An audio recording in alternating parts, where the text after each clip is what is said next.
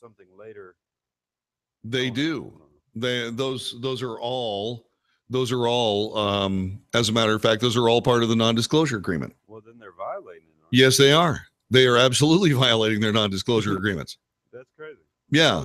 I'd go after them then. Well, yeah, the question is. But then you look like the real bad guy. Well, do you look like the real bad guy, or what do you do? I mean, is it you being a jerk, or is it you being, hey, wait a minute, this is, like I said.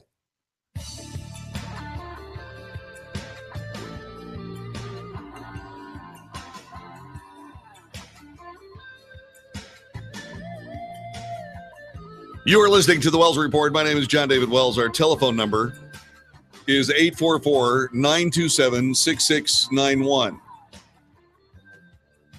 844-927-6691. This is funny. Vox Media is this pseudo news organization out of New York, and Vox Media is known for spectacular goofs when it comes to reporting the news. Is that a fair statement? Spectacular goofs.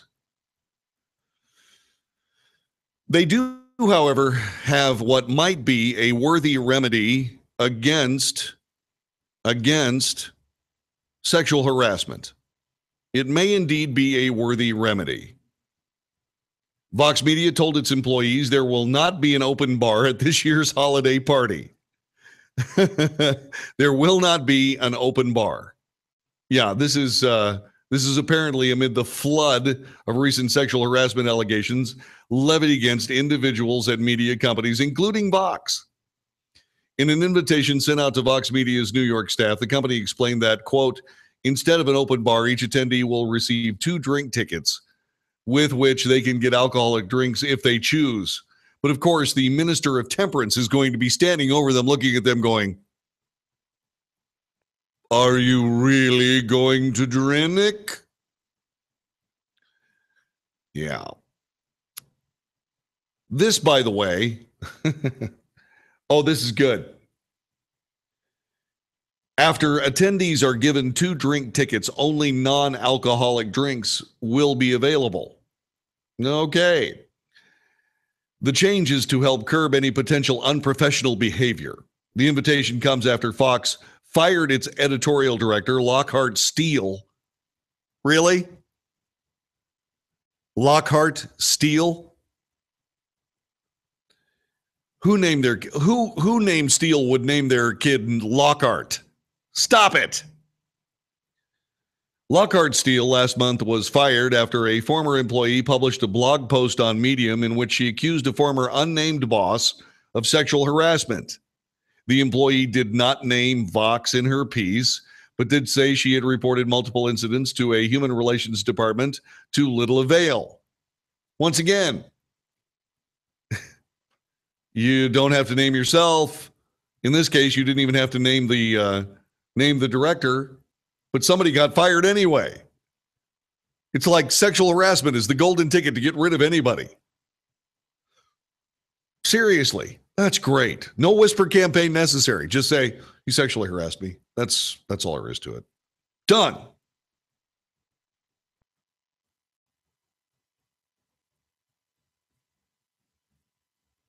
I was fired a few months later due to lack of productivity. No longer fearing losing my job, I reached out to a few people I had worked with. I reported what had happened to the VP, or with the VP. A year later, I found out an investigation had been done, that there had been multiple victims within the company.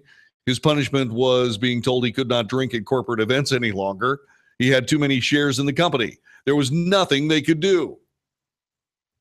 Okay. Vox hired an outside law firm to investigate the sexual harassment allegations. Why would you hire a law firm? You don't need a law firm. You're just throwing your money away. Ask a bunch of journalists. Just ask a television journalist standing on the corner about to do a stand-up about, I don't know, public defecation in the streets. What you do, it is New York after all. What you do is you just ask them. Hey, look, one of our employees complained about one of the supervisors about sexual harassment. What should we do? Fire them? Perfect. I mean, is there anything else you need?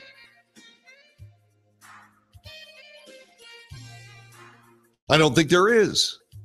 You can just do away with somebody just because you feel like it.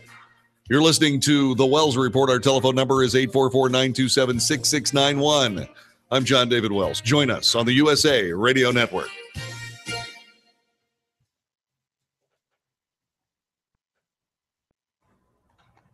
All right, that's a wrap for hour one. There you go, everybody. There you go, everybody. Alrighty then. Alrighty then. Now let's go ahead and put this wacky show on every other place I can find it. I'll be right back to the chat room in just a couple of moments. Bee-ba-ba-doo-ba-bay-bo. Scoodly-doo-doo-da-day. Oh, wow. Why is that doing that? I don't understand. Paste.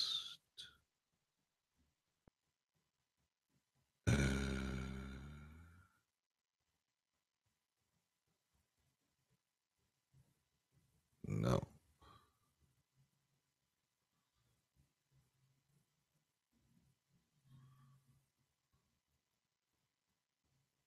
Oh, okay.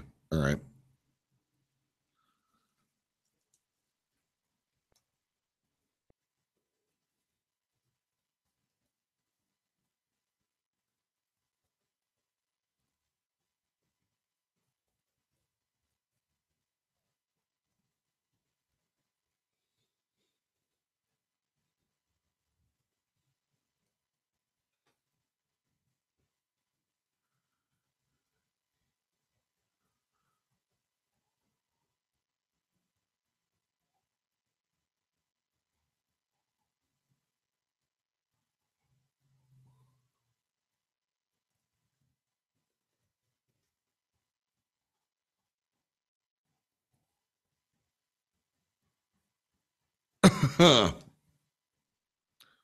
Pastez-vous.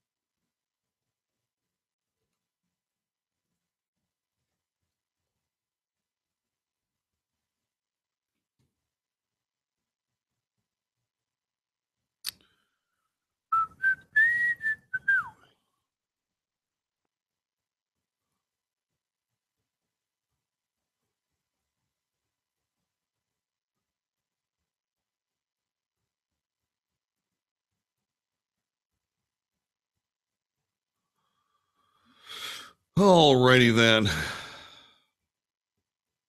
Okay, back. Wow, look at all that. Let's see here. Hi, random. Z-E-Z-E to you as well. As?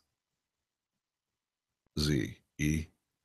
What do we want? Reduction in spending? Start firing those people on the hill. We don't need more taxes. Offensive behavior is somewhat convoluted. Simply leering is an offense.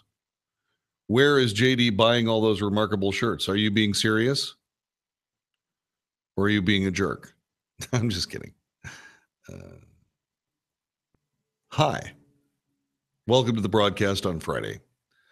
JD does not YouTube streaming. Yes.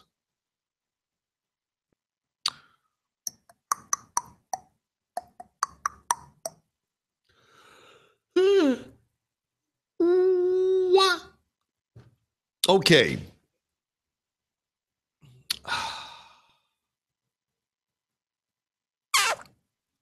See what else we got going here. All right. Let's go ahead and say hi.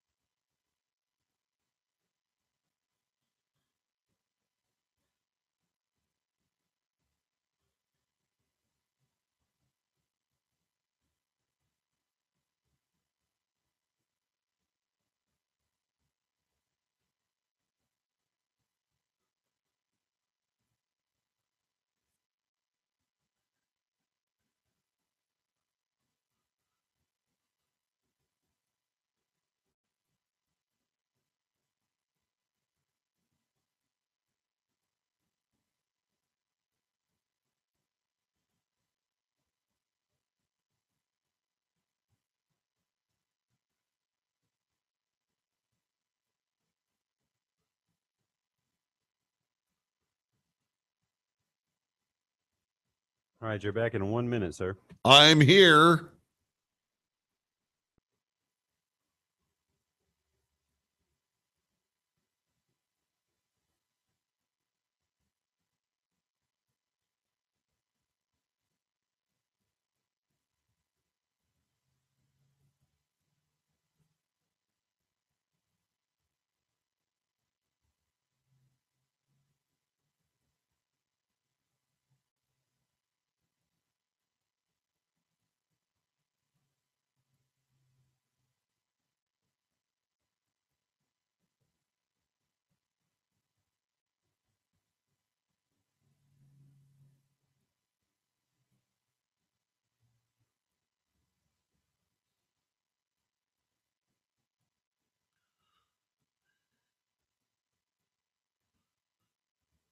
All right, here we go. I'm ready.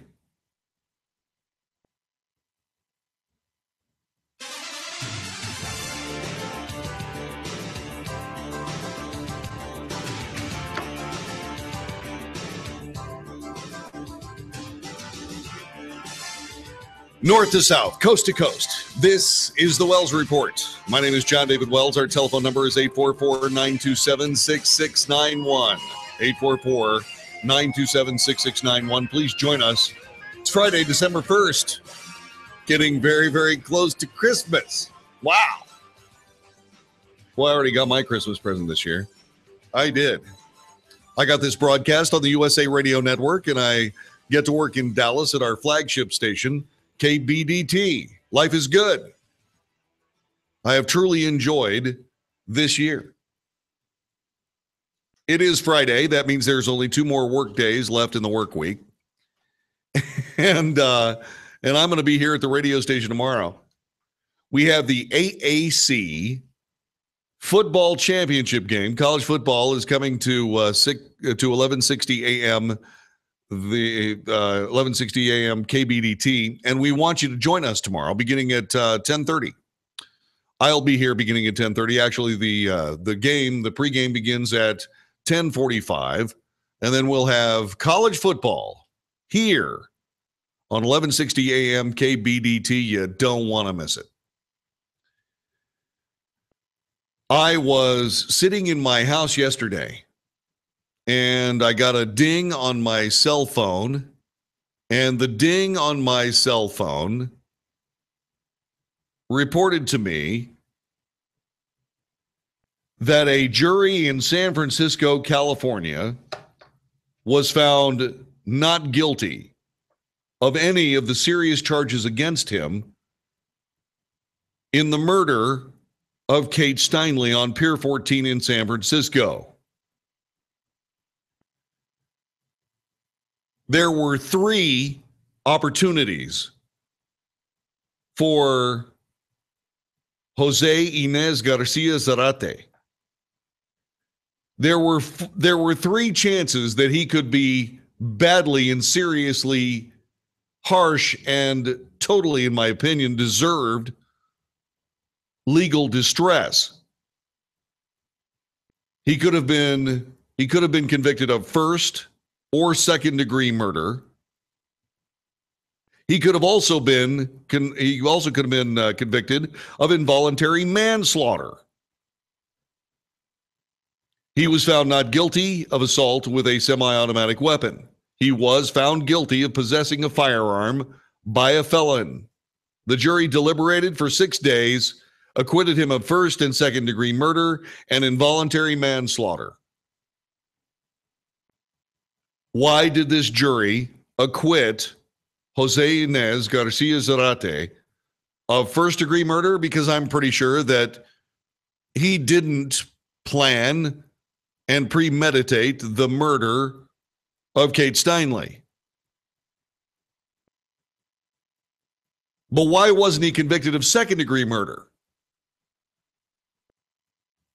Second degree murder was defined by the California Supreme Court as something that resembles this.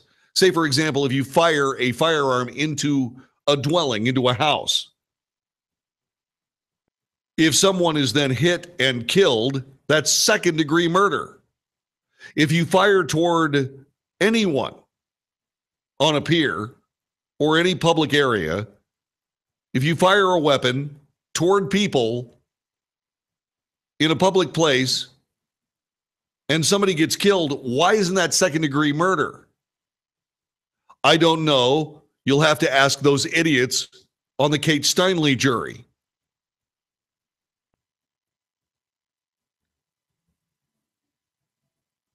Then it comes to involuntary manslaughter. Involuntary manslaughter. Let's unleash the incredible power of Google to find out just exactly what involuntary manslaughter is in California. You're not going to believe this, but a lot of people have been searching that exact law. Isn't that strange? That people would be trying to figure out what involuntary manslaughter meant in California. This isn't a great website, but let's see. Homicide, the unlawful killing of a human being, may result in a criminal charge of murder or manslaughter. This, by the way, from the Find Law website. In a murder case, the prosecution must establish the defendant's malice aforethought, which refers to the defendant's intentions, decisions, and planning related to the homicide. Malice may be shown through deliberate planning or participation in reckless, dangerous activity. What's reckless and dangerous about standing on Fisherman's Wharf in San Francisco and firing a weapon? Now remember, this is a society that won't let you own a weapon.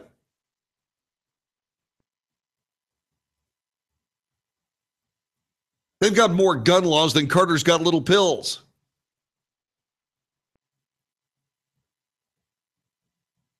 When an individual commits a homicide without malice, the state might charge the defendants with manslaughter instead of murder. The difference between murder and voluntary manslaughter often focuses on the defendant's state of mind at the time of the homicide. California state laws define 3 types of manslaughter: voluntary, involuntary, and vehicular. For a voluntary manslaughter charge, the prosecutor must show the defendant committed homicide during a sudden quarrel or while in the heat of passion. The events and circumstances surrounding the homicide, the quarrel or provocation, establish a lack of malice that would otherwise result in a murder charge. The prosecutor still must show the defendant had the intent to inflict severe bodily injury or death on the victim in order to prove voluntary manslaughter. Okay, so I can get that it's not voluntary manslaughter. I can get that they probably thought Zarate made a mistake, that it was an accident.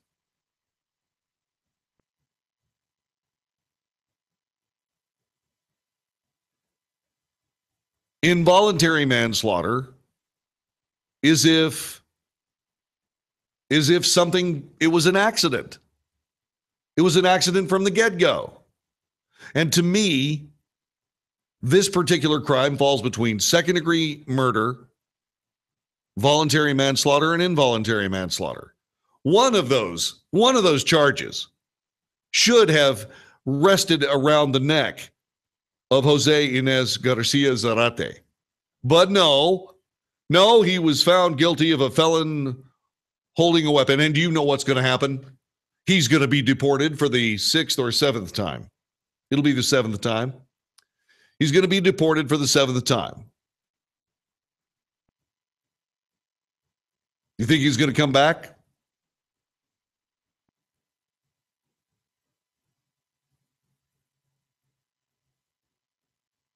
How many times can this guy be deported before he learns his lesson? He's been deported 6 times already. Now it'll be the 7th time he's been deported. He's just not learning. It must not be a bad enough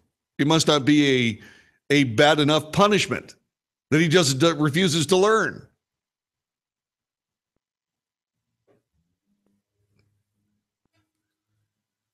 Kate Steinle's dead. Jose Inez Garcia Zarate is not only alive, but he's also innocent. A California jury acquitted the illegal immigrant who killed Kate Steinle of murder, but found him guilty of a felon possessing a weapon. San Francisco is a sanctuary city. That's why Zarate was there. He made that plain. He said, well, because I can't get in trouble with the law. Right. So which of these two people is more important? The jury decided that Jose Inez Garcia Zarate was more important than the death of Kate Steinle.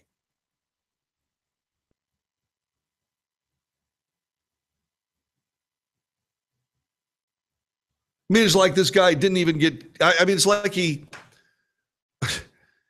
did nothing wrong at all. Well, he was a felon in possession of a firearm. My God.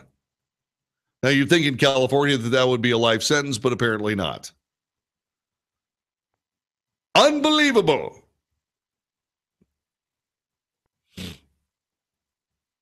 By the way, Yvonne Fields points out something very important. Okay? Very important. I'm gonna make this. I'm gonna do this right so I don't screw it up. I don't want to, but I mean I don't want to screw it up. I'm just saying. Let me see. Okay. All right. Hold on. I will have to unleash the incredible power of Google yet again.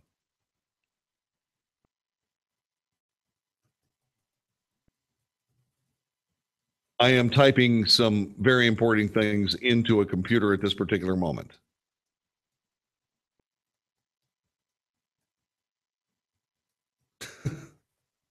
This is great. Let's see.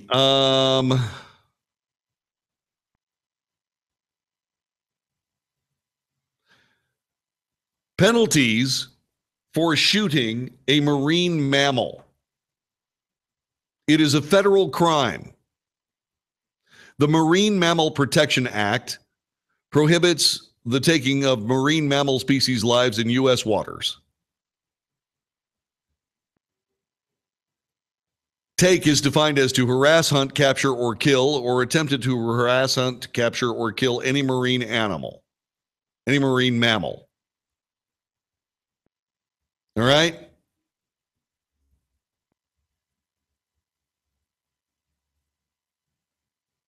From what we understand, it's a $20,000 fine and 1 year imprisonment. Remember, that's what he was saying. He was going to shoot at seals. Well, if he'd hit one, he probably would have had a worse fate legally than he did for killing Kate Steinle.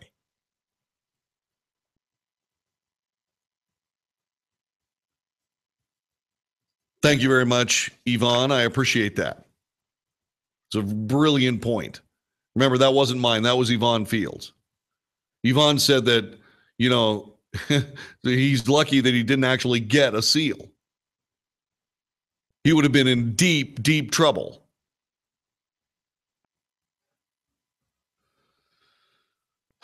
U.S. Attorney General Jeff Sessions released a statement following a not guilty verdict in this Kate Steinle murder trial. The statement said this: when jurisdictions choose to return criminal aliens to the streets, rather than turning them over to federal immigration authorities, they put the public's safety at risk. San Francisco's decision to protect criminal aliens led to the preventable and heartbreaking death of Kate Steinle.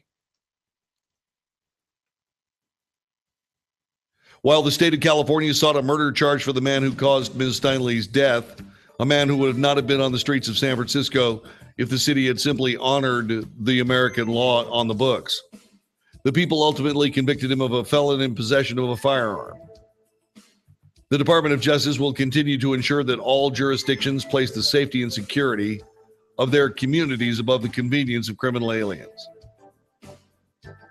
I urge the leaders of the nation's communities to reflect on the outcome of this case and consider carefully the harm they're doing to their citizens and their cities and states by refusing to cooperate with federal law enforcement officers. I agree completely. That's Attorney General Jeff Sessions.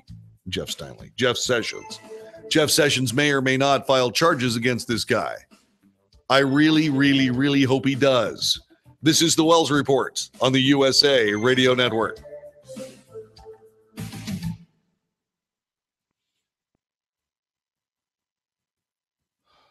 Man. Man, we're living in some kind of bizarro world or something. Yeah. With all that. But that's interesting how that's pretty good.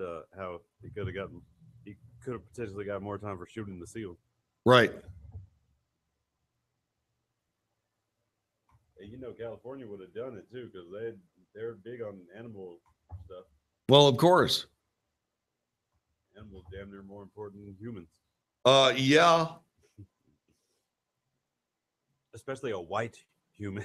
No, well, exactly. Yeah. Exactly. Yeah. God, I can't believe it. A lot of news today, man. Lots of news. I was doing my report. I was doing my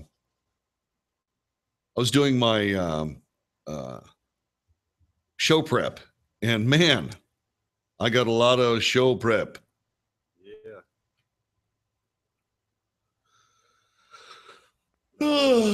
Woke up this morning and saw all this stuff about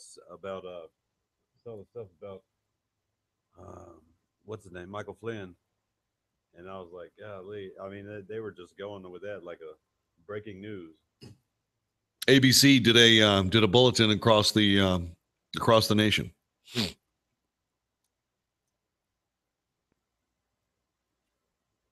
man.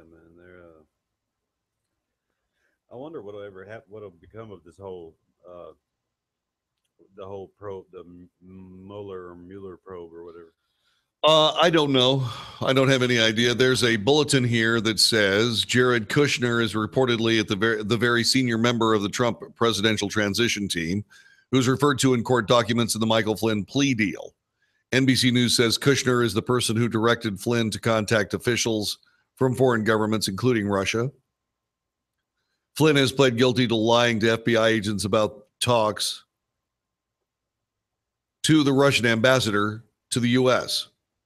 I heard on the way in that on one of our talk stations here in Phoenix that they said that Flynn said that Trump told him to contact Russia or something like that. Yeah, it's probably not Trump, but you never really know. Yeah. I mean, you really don't know. So we'll see. Yeah, we really don't know with this stuff, man. Yeah, this is through the looking glass here. Because Mueller ain't even telling. He's not going to tell anybody how secretive this stuff is. Well, no, and he shouldn't. Yeah, exactly. It's a bad idea. They say he was mad that leak came out last time before Manafort got charged. Yeah, that was a mistake. Yeah. Yeah. So many leaks. Yes, indeed.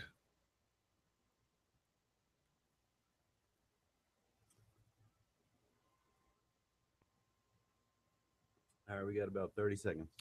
30 dang seconds.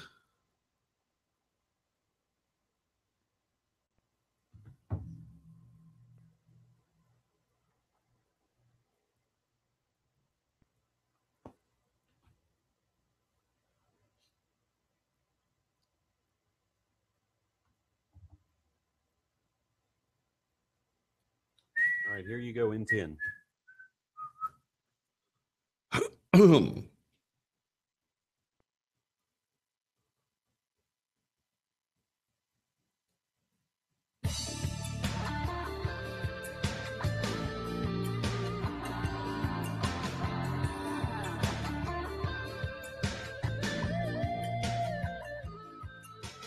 You are listening to the Wells Report. My name is John David Wells. Telephone number again is 844-927-6691, 844-927-6691.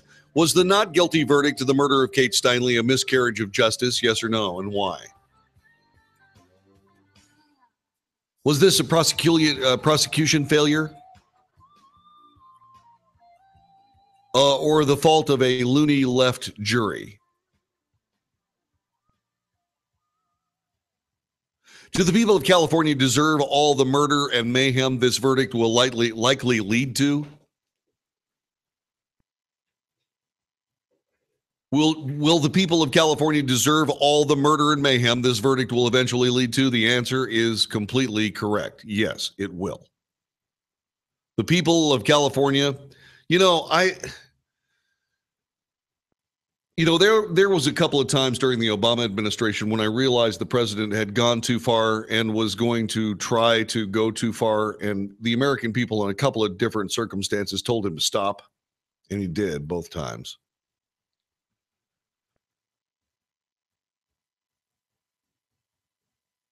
But in this particular case,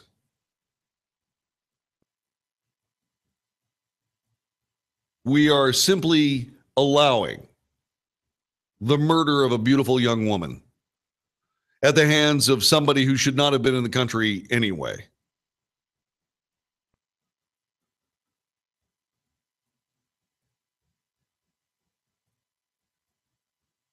That he was let into the country back 5 times, 6 times.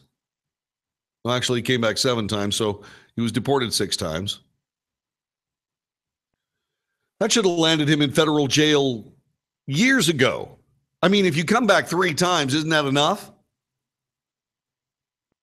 I mean, how many times can you bolt across the border without paying a federal price?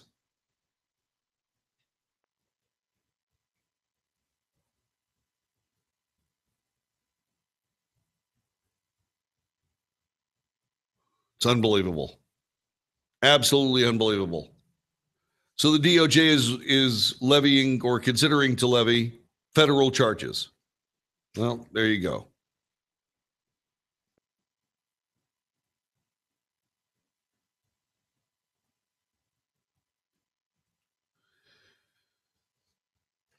Attorney General Jeff Sessions, good guy. Suspect would not have been on the streets if San Francisco had honored an ICE detainer, but they didn't do that. They made a big deal out of not doing that.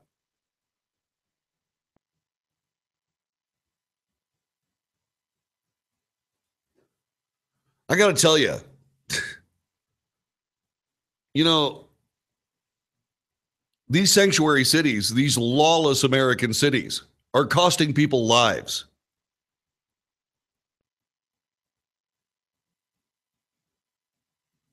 Your job as the mayor of a city is to protect the populace, not to excuse the murder of the populace who just happen to be really, really nice people that just made a mistakey poo. You out of your mind?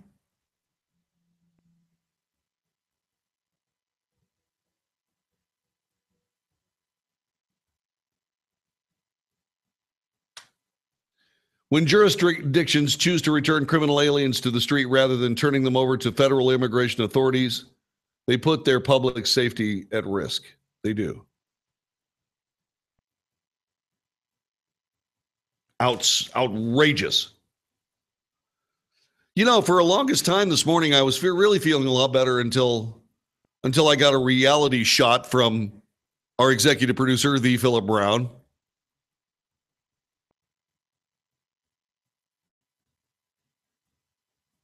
He was the guy that first told me, oh, by the way, involuntary manslaughter was on the charge list. I said, no, you must be joking. And he said, nope, let me unleash the incredible power of Google. And he did.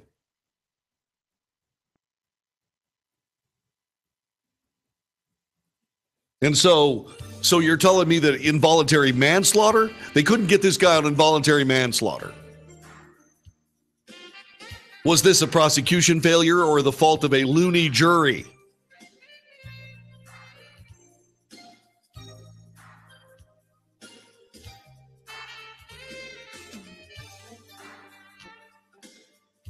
Man, I really couldn't believe the thoughts that went through my head when I found out that Kate Steinle's murderer was, for all intents and purposes, not going to face a murder charge. He was actually going to just go home.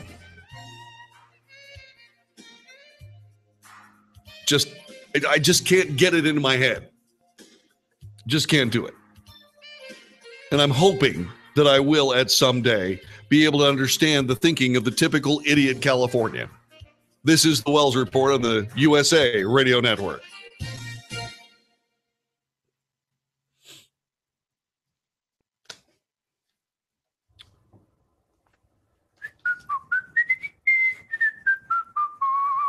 Hello. I can hear you breathing. Oh, yeah. You probably can hear that little fan. There's like one of these PCs they've been working on back here is making a lot of noise now. That's really annoying. That's annoying. Yeah, I wish I could turn it off. But,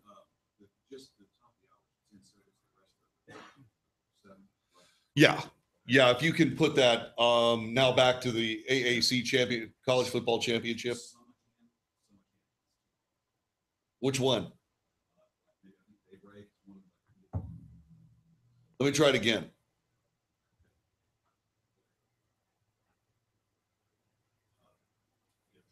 Yeah, I do. Let's do that right now. All right, cool. You gotta record some more stuff? Yeah, just a little bit here. Hang on. Okay. Stand by. You rolling?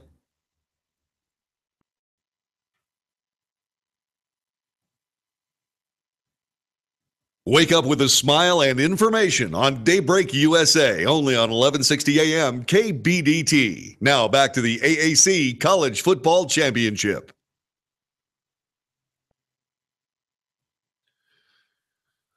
See if that's 7 seconds.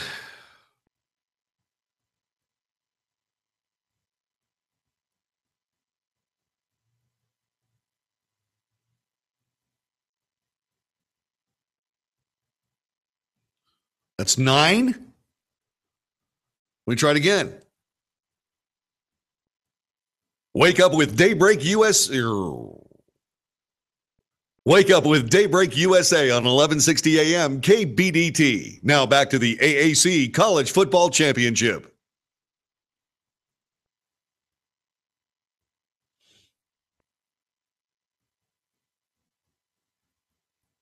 Okay. Fire that off to him, won't you? Won't you? All righty then.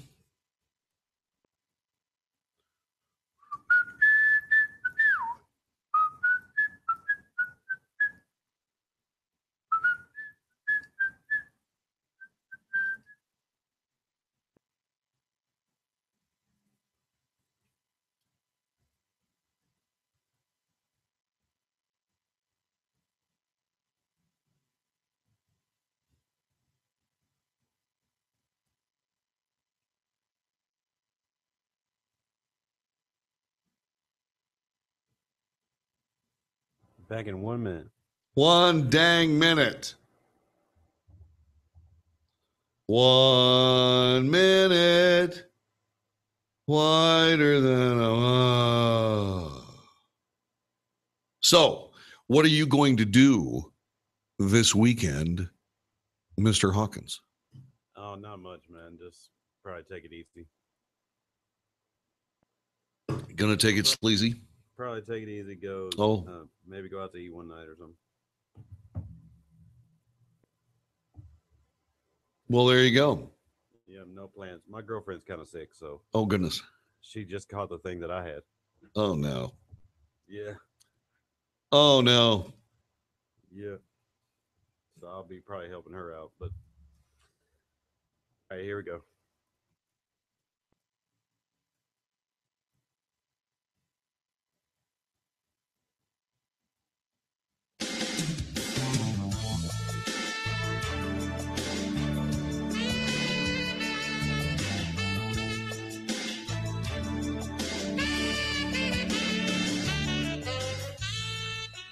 You are listening to the Wells Report. I am John David Wells. Thank you very much for being a part of our radio broadcast.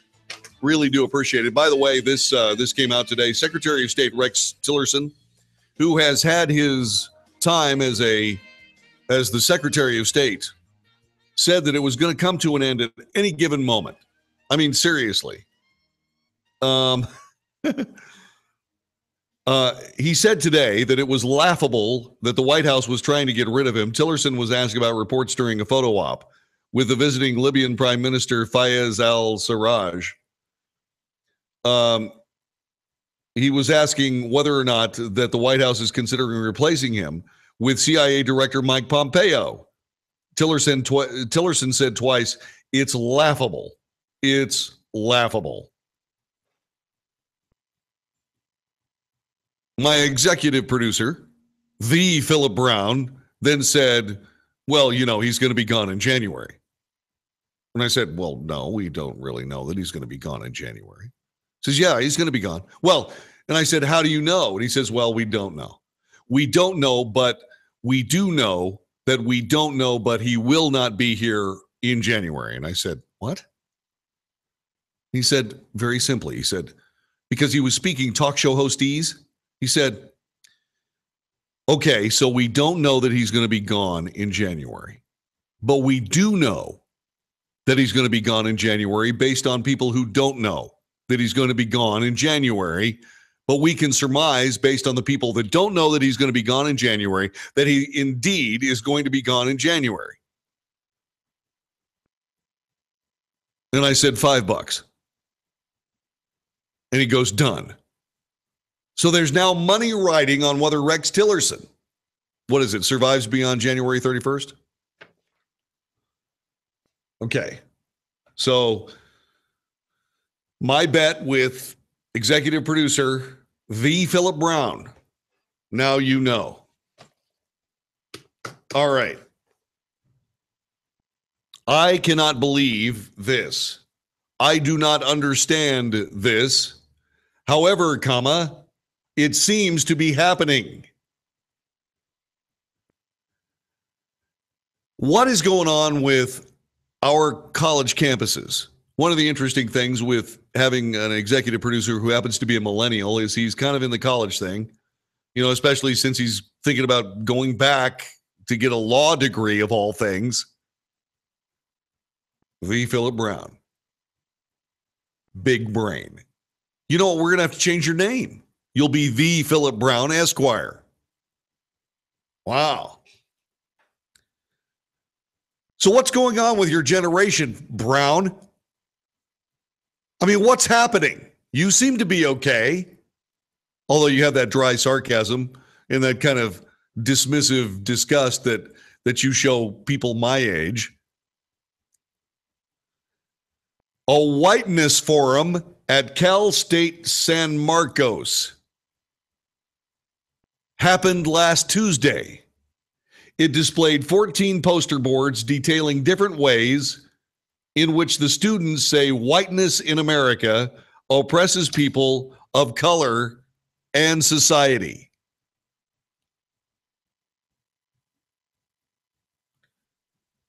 For 15 years and going strong, this annual forum has taken place as a part of Professor Driama Moon's. Her name is Driama.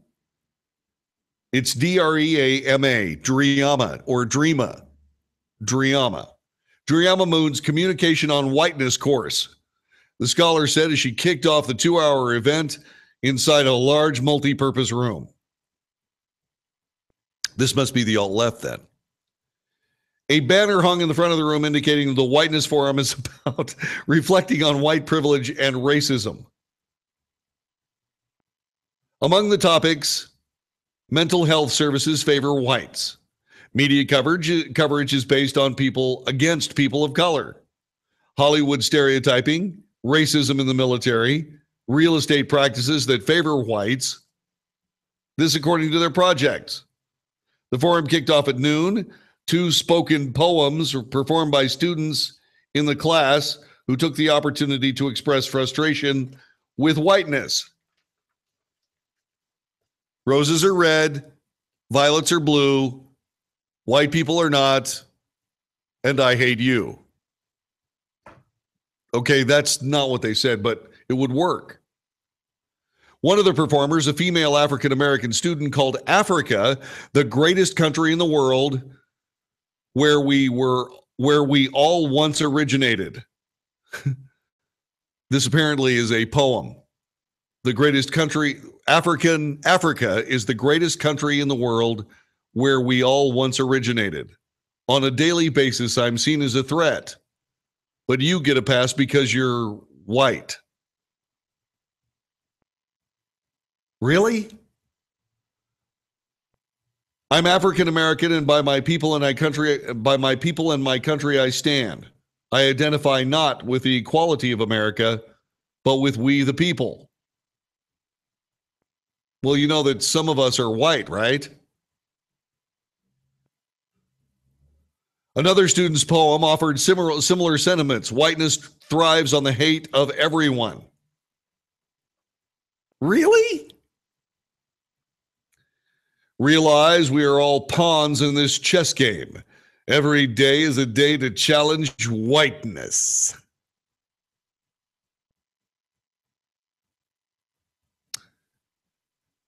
As the young women spoke their poems with passion, Professor Moon, who is white, stood nearby and watched with a smile. After the performances, Moon encouraged the crowd to interact with her students and learn about white supremacy.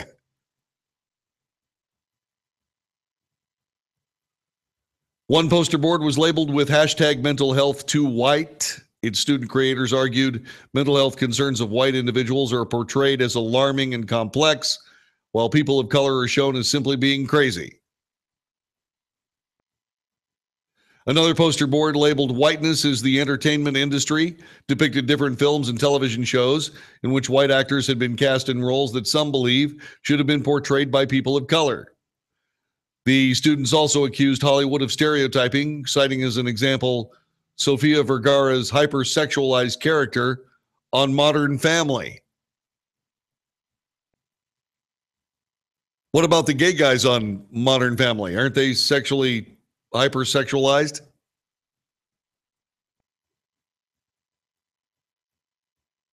Just saying. Writing in white display, student creators accused the media of racial bias since newsrooms are largely white. Ethnocentrism and unconscious stereotyping by whites produce positive images of Caucasians and negative images of people of color. Is that what it is, or is it maybe the videotape of black people in Baltimore setting fire to a drugstore? Or was it the decision to actually run the videotape of black people setting fire to a drugstore in Baltimore?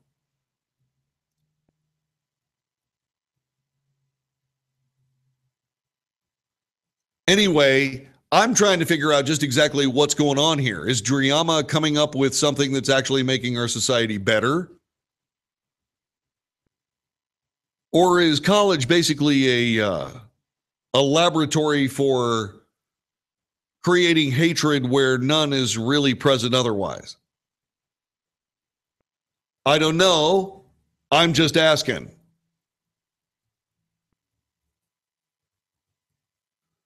By the way, there is news that just came over my phone. Breaking news, in fact. Let me get it to you.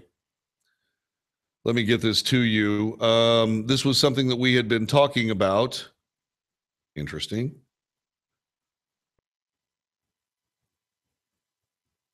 Okay, this is coming across. This was just on my telephone. See, and it's this is interesting. It came over my telephone before it came over the news. The Department of Justice has filed an arrest warrant for Jose Inez Garcia Zarate, the illegal immigrant acquitted yesterday in Kate Steinle's murder trial. So in other words, the Department of Justice has just filed an arrest warrant for Jose Inez Garcia Zarate, the illegal immigrant acquitted yesterday in Kate Steinle's murder trial. Someone apparently is saying not so fast. That would be our Attorney General of the United States, Jeff Sessions. So there you go. That's brand new information. Thought you'd like to know here on the Wells Report on the USA Radio Network. More about that coming up at the top of the hour, I'm sure, with USA Radio News on most of this same radio station. Yesterday, we reported a story about Texas State University, their newspaper, about a column that sparked an all-out backlash on campus. It was a guy, I think, let's see, his name, was it Rudy Martinez? I think that's what it was, yeah. It was Rudy Martinez. wrote a column that said, your DNA is an abomination. And white people are oppressors who shouldn't exist. And I said, is this guy the photographic negative of the Ku Klux Klan?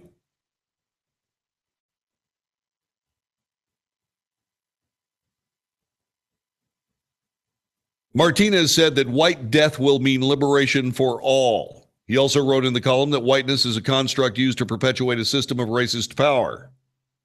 Whiteness will be all over because we want it to be, Martinez wrote, and when it dies, there will be millions of cultural zombies wandering aimlessly across a vastly changed landscape.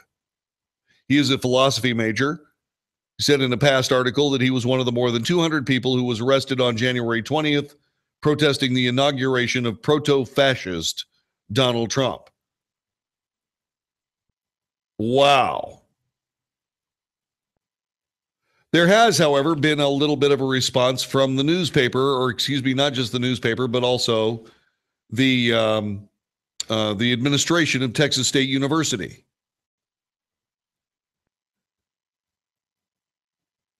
They called the article an aberration. As editors, we allowed a hateful column to be published and hurt our community that deserves better. We screwed up. Texas State is a place where every student should feel safe in learning and growing. The president of the university, based in San Marcos, said she was deeply troubled by the racist opinion column.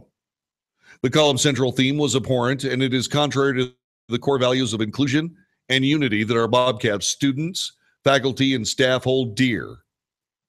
She said this in a message to the campus community. As president of a university that celebrates its inclusive culture, I detest racism in any manifestation.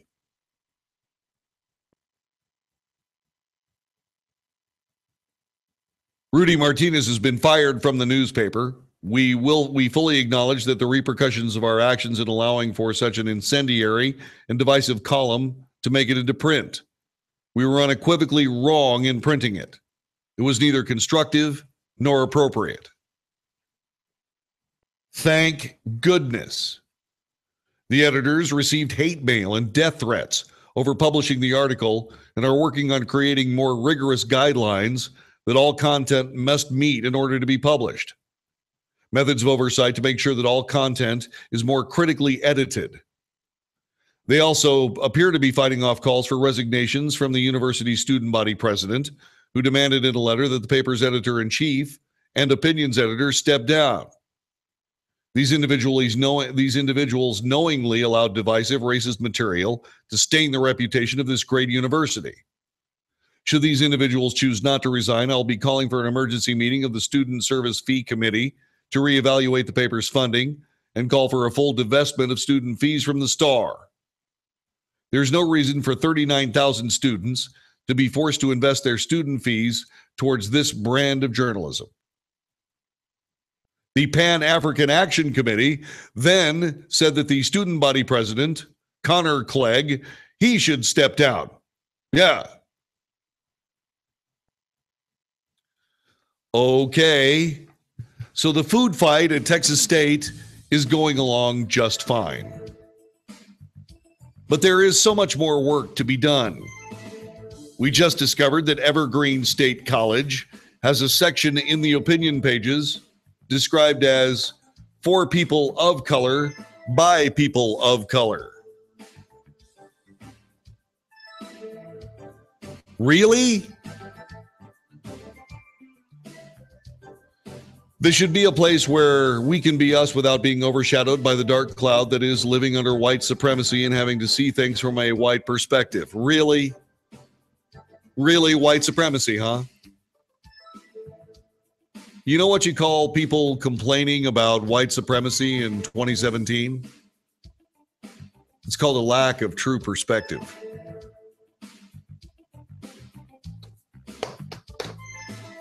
You're listening to the Wells Report.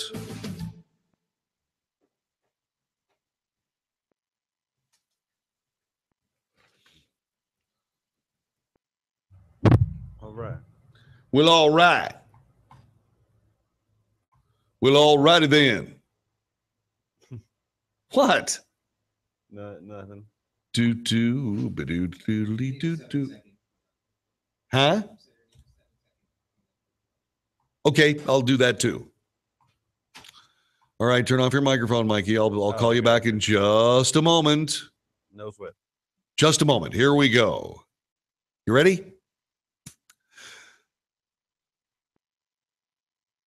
Don't miss the Wells Report every afternoon from 2 until 5 on 1160 AM KBDT. Now back to the AAC College Football Championship.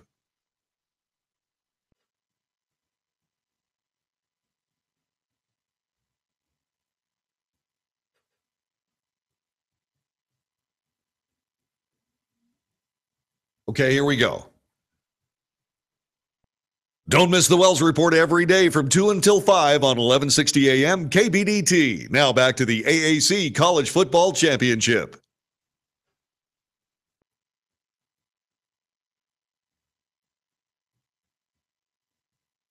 Okay, here we go.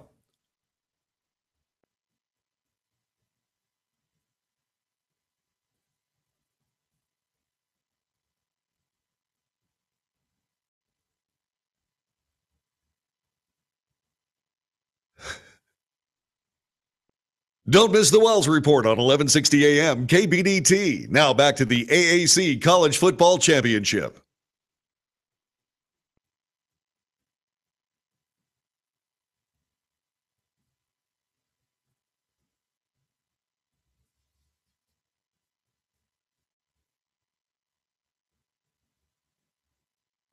Okay, well, alrighty then. Let's see, who else do I need to put up there that I didn't get? Trending today.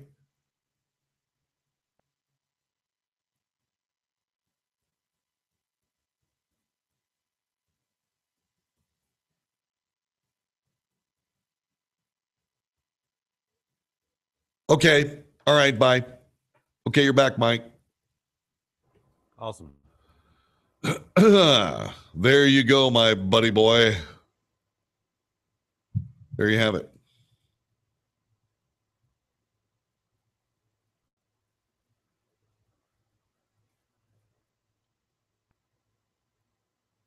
All right, back in 1 minute. Okay.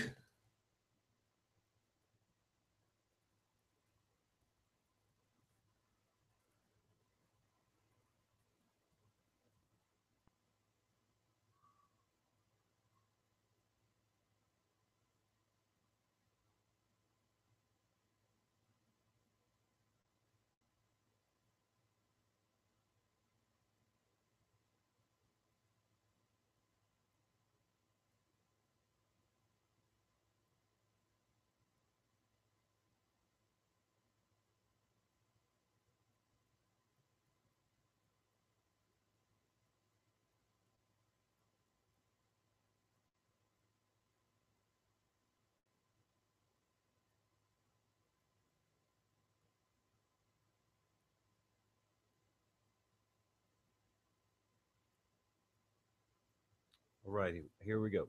I'm listening.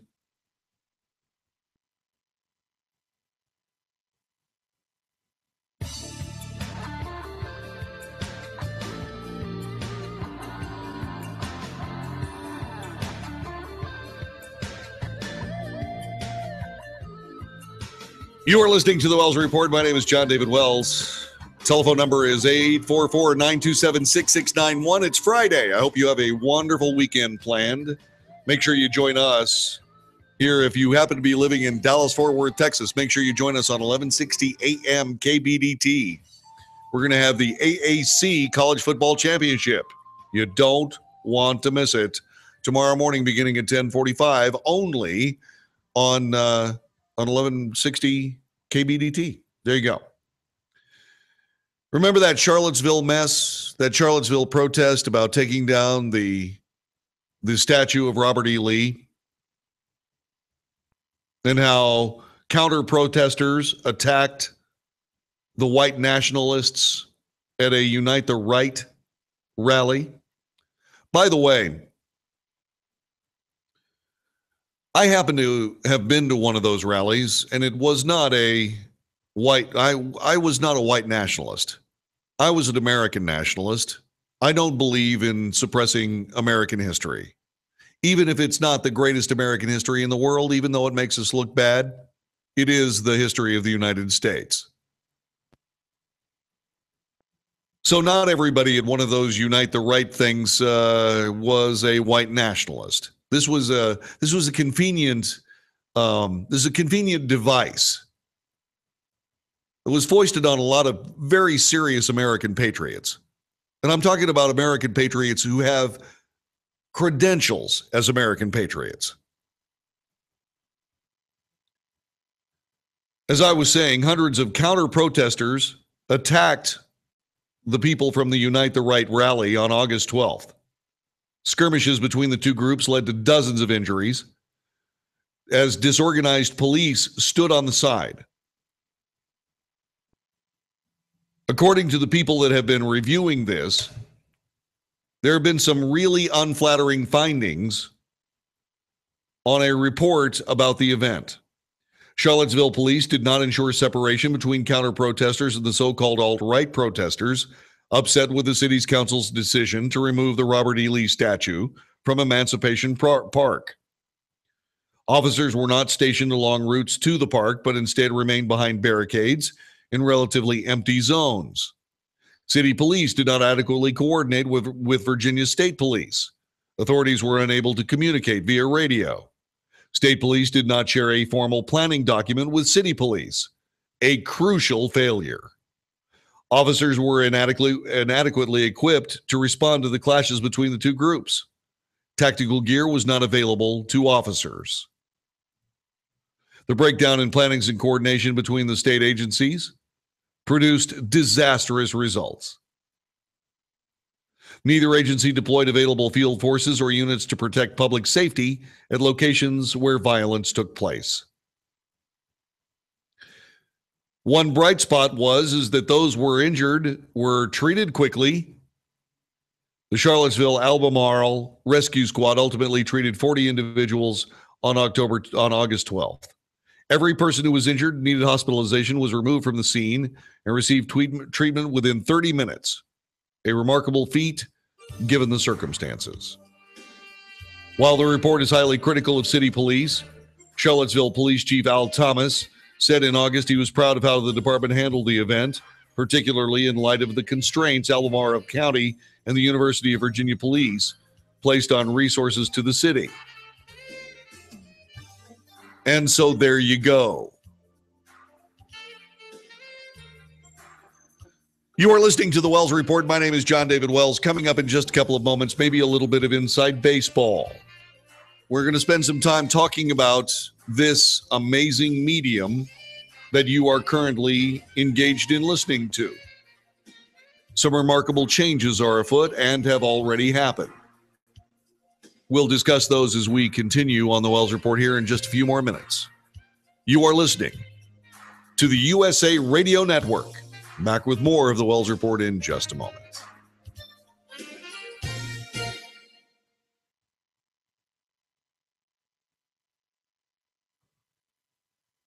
Alrighty, sir. That's a wrap on hour 2. That's a wrap on hour 2.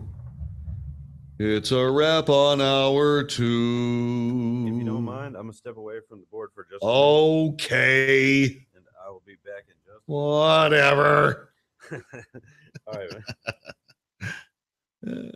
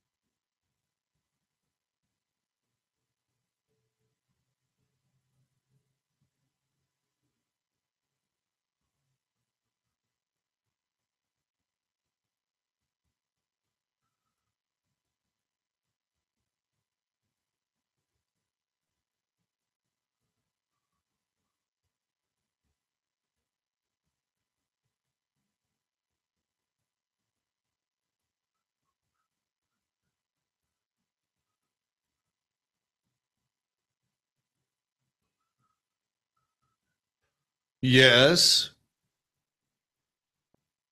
How are we doing?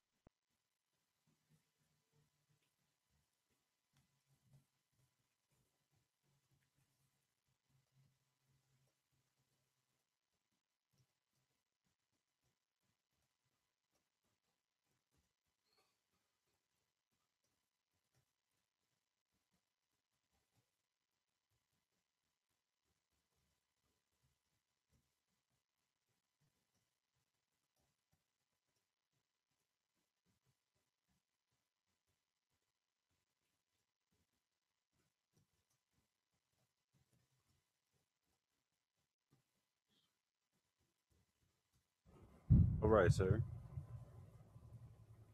Yes, sir. You got a minute and a half. Thank you, sir.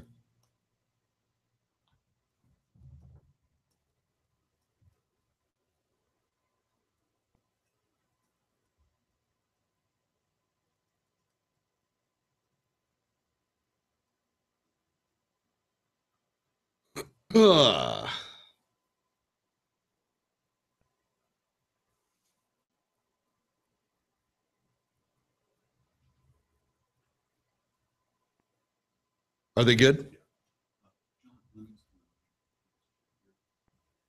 Yeah, tell him to go. Tell him he needs to go to the accountant because he has the check. Huh? Yeah, that's fine with me. It's fine with me. You leaving? Yeah. Peace, love, joy, brother. Thanks. Are those liners in there? Thank you. Thank you.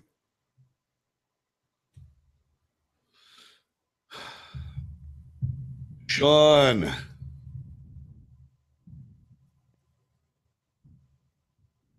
I did not move away from Texas. All right, back in 10 seconds. On 11:60 a.m. in Dallas.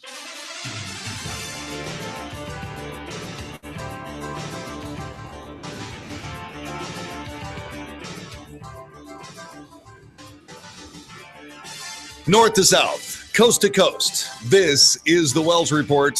Thanks for joining us. My name is John David Wells. Our telephone number is 844-927-6691, 844-927-6691. Coming up a little bit later on, we're going to do something that we have done for the last couple of weeks. It's something that used to be part and parcel of the Wells Report. When we first got going, it was called the Friday Flameout. And the Friday Flameout was your opportunity to whine, moan, groan, complain, gripe, grouse, express your extreme displeasure with whatever happened this week. In other words, if something really annoyed you, we were responsible enough broadcasters to give you an opportunity to get it off your chest or any other part of your anatomy where it might be residing at the time. Whatever your frustration was leading you to, we did not want it to lead you to abusing your cat. We used to, well, yeah, you know, you're frustrated, you're angry, you spend a hard week working really, really hard. You go home and your cat wanders over to you. And he looks up at you and says, "Hey, have you seen that litter box? How about some 9 lives? You busy too busy for that?" And what you do is you see that in his eyes and you just kick him right squarely in his little fuzzy patoot. You can't have that. Kicking of cat patoots is not something that we allow on the Wells Report. Not that we especially love cats. I'm actually a dog person, but somebody's got to protect the cats. You know what I mean?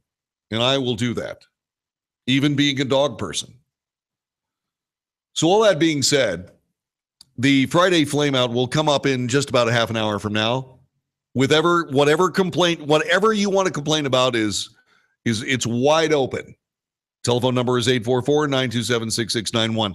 It's so wide open that if I said something that annoyed you, you may complain about it. I will sit back, and what I will do is I will listen as you excoriate me in front of everyone in the United States.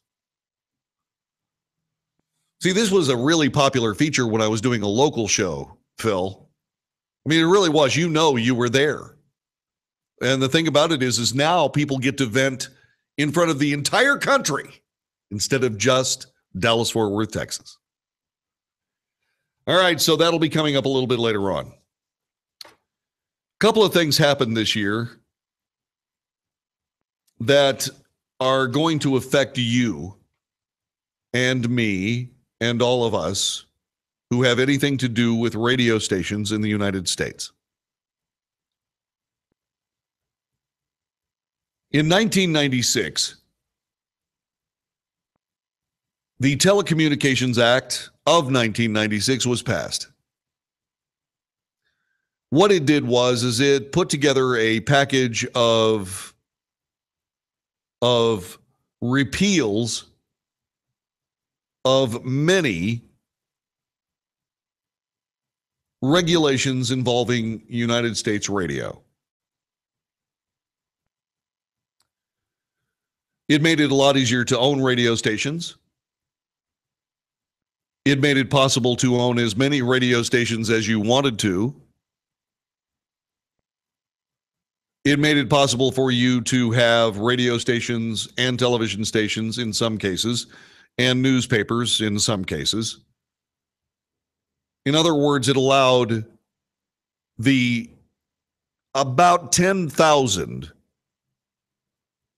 radio companies around the nation to be consolidated in the hands of about 6 people. It was called consolidation. It took years.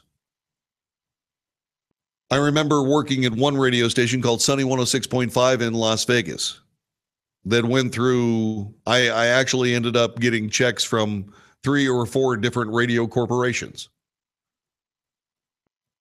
before it settled down in the hands of Clear Channel.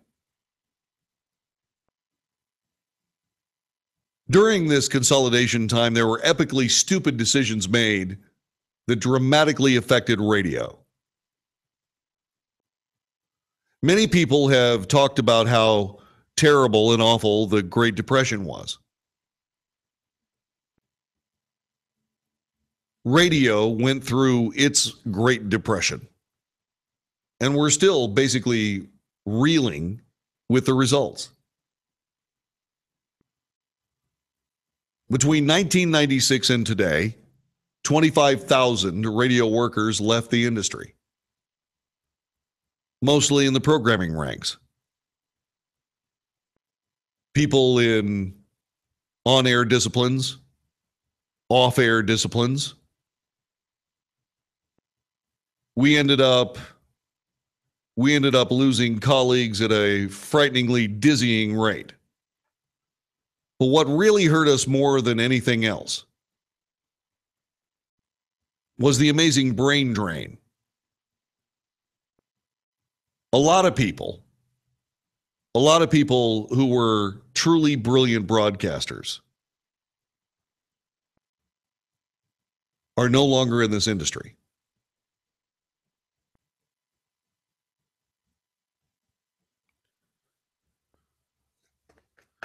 The reason is economic mainly. As I said, about 6 people ended up owning all the radio stations in the United States.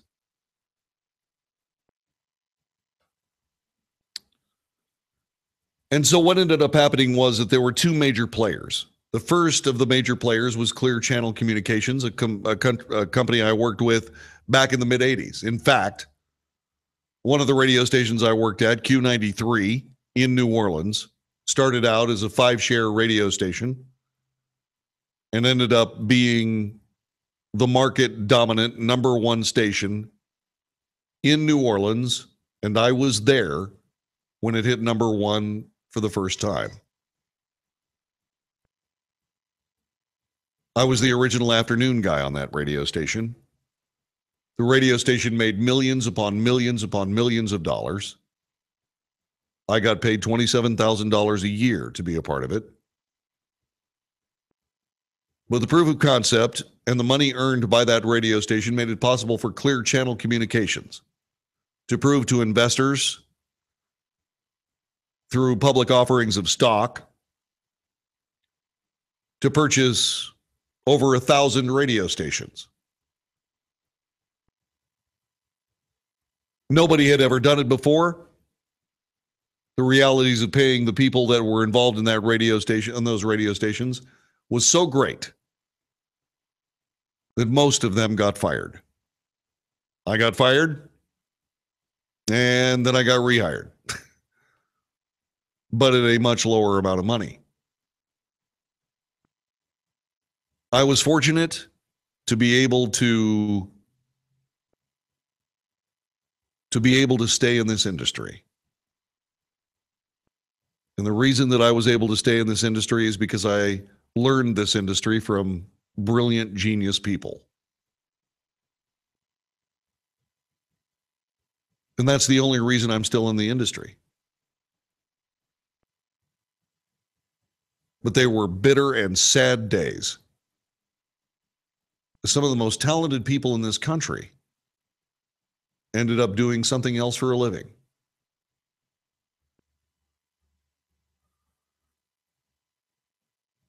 It was hard not to hate a lot of people. I held a smoldering distaste for Clear Channel Communications for decades until I saw them buy back their stock. And I said, okay, because they were trying to do something about the monstrous debt that they had incurred in buying all these radio stations. It was a failed business model. They bought all these radio stations and then fired everybody that had anything to do with their product. It was like purchasing the world's greatest bread factory and firing all the bakers because people really didn't want that many different kinds of bread. They really wanted only one kind. And we could get that one made in a smaller market somewhere.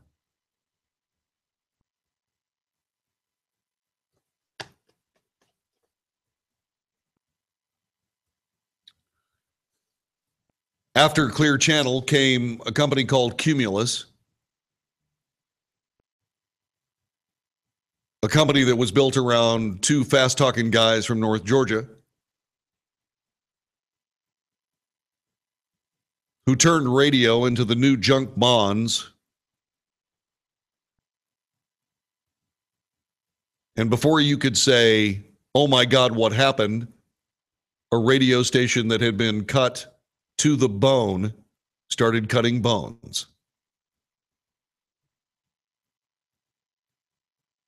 Cumulus Media, who does business in this very town,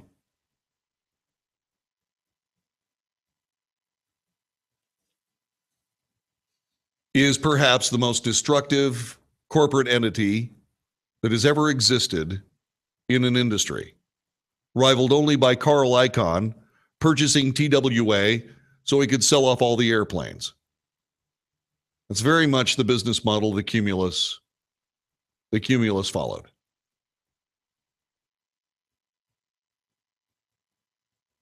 They had no interest in paying back their debt. The company principals did what they could do to prove two things. One, that the company was still worth investing in. And two, they were still worth the incredible bonuses that they were picking up every single year. Except that everybody on the inside could see that what was happening is that in order to keep the numbers up, fewer and fewer and fewer people worked at the radio station. And fewer things that people like you, the listener, depended on were actually happening. Until eventually, nothing was happening. Radio stations were empty.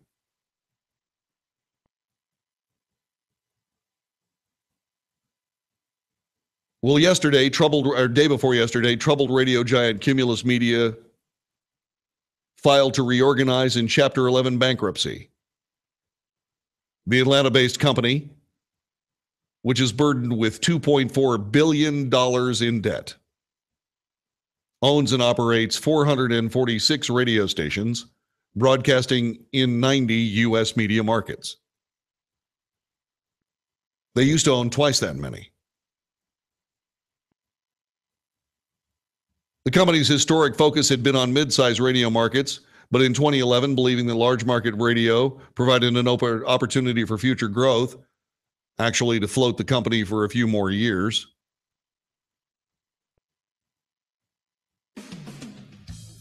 caused Cumulus to buy rival Citadel Broadcasting Company for $2.5 billion.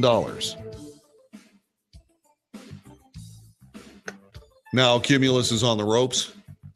Stock price down to virtually nothing. That company has not only damaged the radio industry, but has quite literally created a nuclear winter for those people who are still trying to practice this amazing art. It's gotten so bad that somebody once said, and just recently, that the greatest days of radio were behind it. I disagree. And I'll tell you why coming up in just a few minutes. You're listening to The Wells Report. This is the USA Radio Network.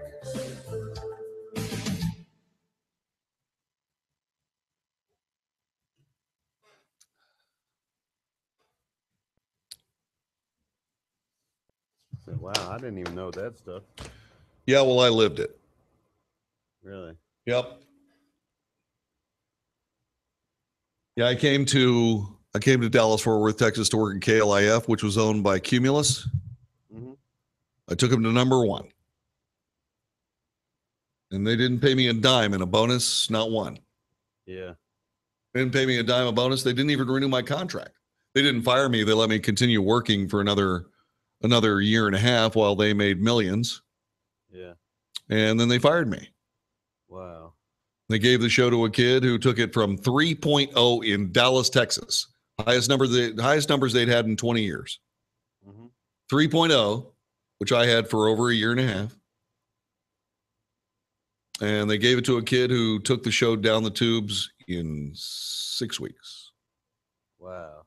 Took it to a 0.3 share. I know they did a lot of stuff when in Memphis, like we had a talk radio station in Memphis, and then Cumulus bought it and ran it for like a year, and then they reformatted it to like hip hop or something. Yeah, well, and now Memphis doesn't even have a talk.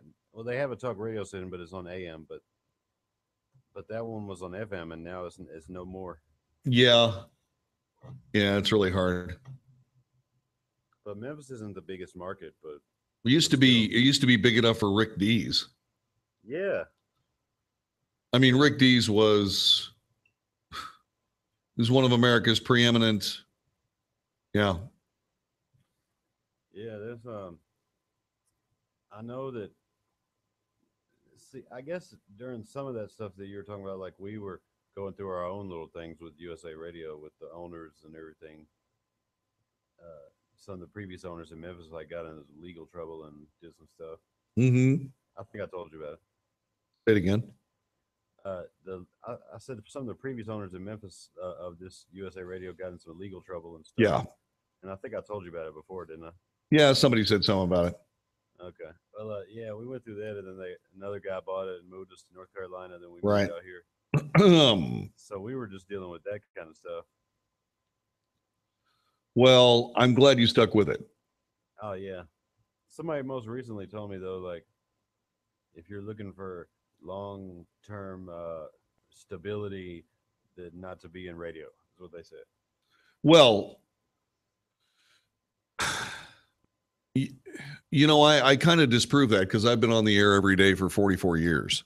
Yeah, I think they just meant not as far as in a radio career, but like with one company. Well, what I want you to understand is that people on air move from radio station to radio station to radio station. The longest I've ever been at a radio station was 7 years. Yeah.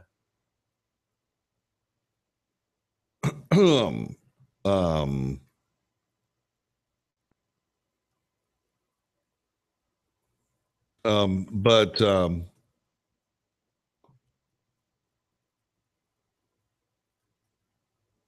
feel like radio will be around as long as they make those radios in cars. Well, I mean, radio will be around.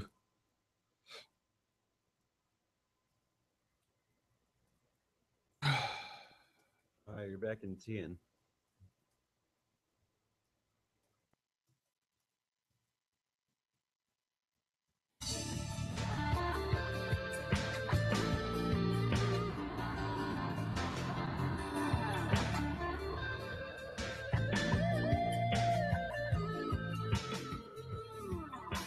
You are listening to the Wells Report. My name is John David Wells. This may be a little bit of inside baseball, but radio is changing right before your very ears. The most destructive media corporation in the world ever, Cumulus Media, filed Chapter 11 bankruptcy day before yesterday. iHeartRadio, the latest name for Clear Channel Communications, is trying to push themselves into Chapter 11 so that they can reorganize. I will tell you that many of the players involved in the demise of Cumulus Radio and the people who worked with it have all cashed out and are now working on their bucket lists, laughing at the damage that they've done to American radio. But I think what they've done is they have made a very serious error. And that error is this. American radio is far more resilient than a couple of fast-talking snots from Atlanta, Georgia.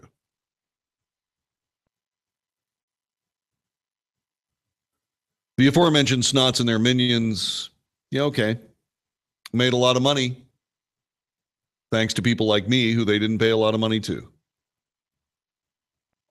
Oh, they made promises that they would pay us a lot of money, but they didn't do it. It's called welching on your bets in Las Vegas.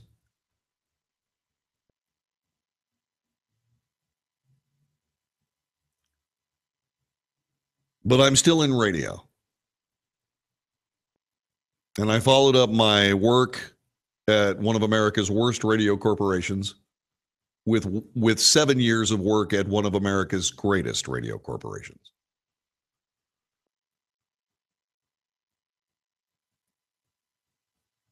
My days at Salem Communications, Salem Media, were halcyon days of true bliss working with one of the last American broadcasting companies.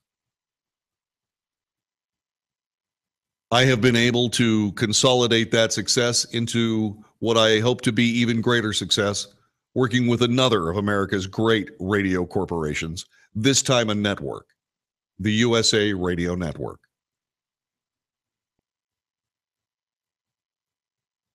The group of dedicated pros behind the microphone that I'm currently speaking on is a small, tough, professional, competent, brilliant group of broadcasters that know what the people behind both Clear Channel Radio and Cumulus never, ever captured. That radio is not a business. Radio is a service.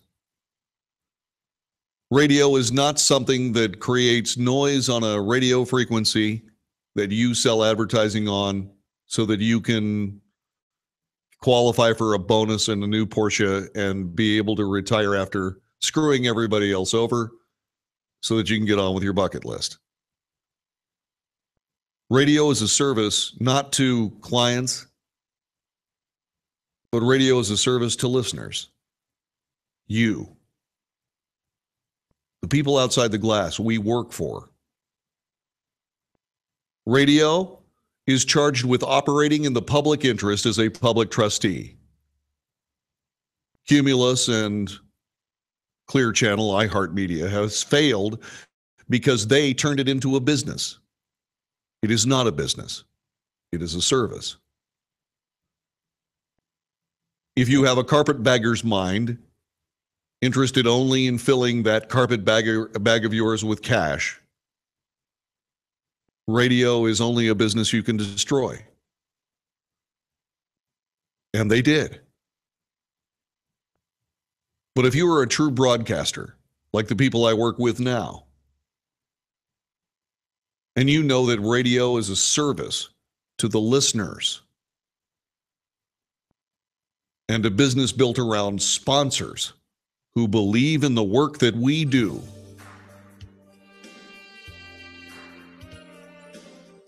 if you understand that, then the people who need your industry need this service. And again, I'm talking about the listeners, you.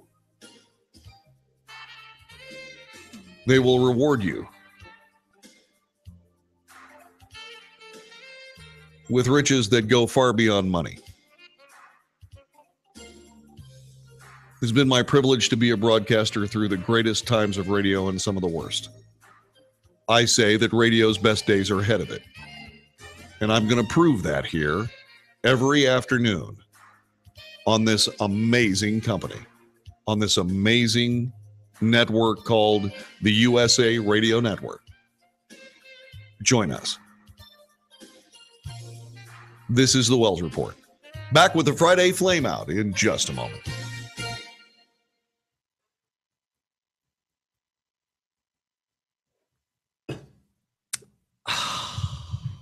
All right.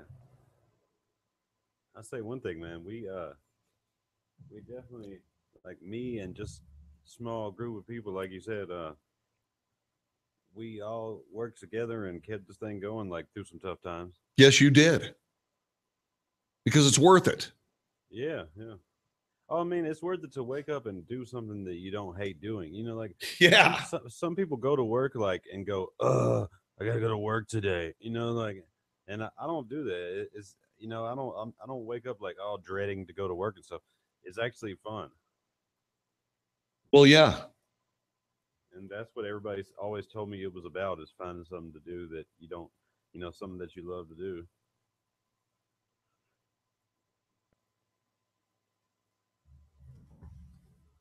And I'm happy just to work with audio and anything like that in any way.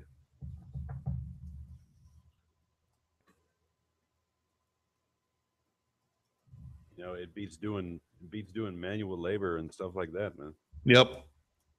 So I'll always be grateful.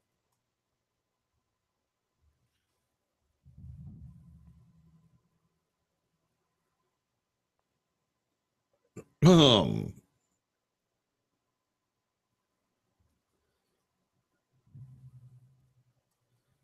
my girlfriend asks me, like, aren't you getting off work now? Like, she'll call me after 8 hours or something and be like, aren't you getting off work now? And I'll be like, Lisa, sometimes I just have to stay yeah till the work gets done. Yes. Yeah, this is not an 8-hour-a-day job. It's not a 5-day week. Exactly. You know, it's like I'm going to be in tomorrow to run the football game. Yeah, exactly. Then I'm going to run the football game because everybody else is busy. Yeah. And there are only, I mean, you know, it's like I'm going to staff this place up. I'm going to have two. Actually, I'm only going to have one technical producer in the radio station. Yeah. And the Philip Brown is going to supervise that person. Oh, okay. And that person is going to work Wednesday through Sunday, but be full time. Yeah. $15 an hour full time. Oh yeah. So I'll only have two people that are going to be responsible for running the board here. I mean, that's part of their job description. I mean, you know, the other part of the job description for the Philip Brown, aside from being essentially the program director of the radio station, is going to be the executive producer of the Wells Report. Yeah. It's always hard to come up with a title because, when people ask me what my title is, it's always hard because I do so many things. Well, you're a technical producer. Yeah, that's what they call. That's what it is. But I mean, because you do more than just hit buttons. Yeah, exactly. Right. So,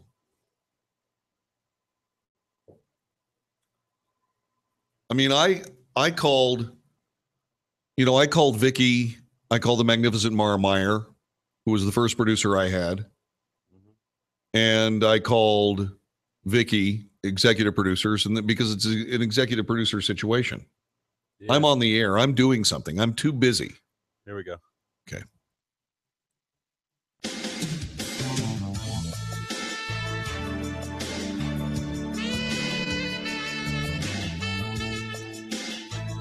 You are listening to the Wells Report. My name is John David Wells. This just in, Jared Kushner is reportedly the very senior member of the Trump presidential transition team who was referred to in court documents in the Michael Flynn plea deal. NBC News says Kushner is the person who directed Flynn to contact officials from foreign governments, including Russia. Flynn has pled guilty to lying to FBI agents about talks with the Russian ambassador to the U.S. Kushner is now a senior White House advisor. He's also President Trump's son-in-law. In a plea deal, Flynn agreed to cooperate fully in the ongoing investigation of Russian meddling in the presidential election. You are listening to the Wells Report, and this is the Friday Flameout. This is the last half hour of the work week for the Wells Report, and that means we turn it over to you so that you can get off your chest anything that you have been complaining about to your friends or to yourself. This is an opportunity for you to stop talking to yourself and start talking to somebody else about something that bugged you this week that could include anything that I said. I, your helpful, friendly, courteous, kind, thrifty, brave, clean, and reverent announcer. Please join us at 844-927-6691, 844-927-6691. Join us to complain with whatever it is that drives you crazy. This is, by the way, the closest thing we have to an open line segment. So make use of it. Okay. 844-927-6691, 844-927-6691. It is the Friday Flameout. Please hurry. This time evaporates very, very quickly. And by the way, if you do not have a flameout of your very own, right? If you do not have a flame out of your very own, one will be provided for you without cost. By the way, this also just in, the Senate second-ranking Republican leader said that the GOP now has enough votes to pass a sweeping tax overhaul after sweetening tax cuts for some businesses to bring holdout senators on board. Key details about how the bill would pay for those breaks remain secret.